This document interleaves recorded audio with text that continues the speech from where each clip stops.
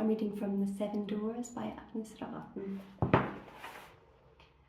The first half of the day consisted of a hair-raising strategy seminar at the university, a humiliating 3-hour-long group work session during which they were supposed to brainstorm suggestions for improving the quality of their research. When lunchtime eventually comes around, she sneaks away to the university library to pick up a book she's reserved. By the entrance to the canteen, she bumps into a retired colleague she always liked and sits down with her. They immediately begin exchanging horror stories about past strategy seminars, and by the time she finally manages to tear herself away, the second part of the seminar is well underway.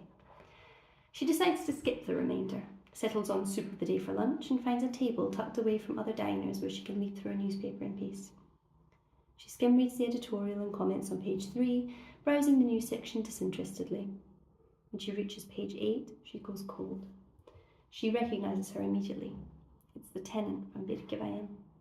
She has longer hair in the picture and she's smiling, but it's her. She's gone missing. Her name is Mari Nielsen. She's 30 years old. She reads the short piece 3 times without drawing breath, her reading interspersed with fleeting recollections of the way she and Ingeborg had recklessly barged in just a week ago. And now she's missing. Nina brings a hand to her throat. She feels as if everyone around her can see that her arteries are fit to burst beneath her paper-thin skin. Mari Nielsen has been missing since last Thursday, 3 days after their unexpected visit. She had been visiting her parents on the isle of Tornay. She had gone for a walk but never returned. The police have no leads.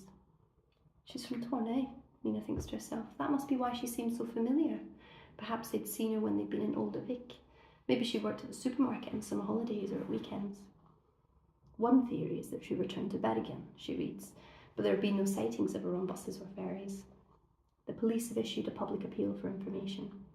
But what about her son? Nina thinks to herself. Where's he? She picks up the phone and searches her name. Women and girls of all ages appear, none of them her. She glances up to check that nobody is watching. She searches her name in Bergen, then Tornay, and that narrows down the search slightly, but nothing relevant appears. She searches her name in the phone book online, adding the address on Birkeveien.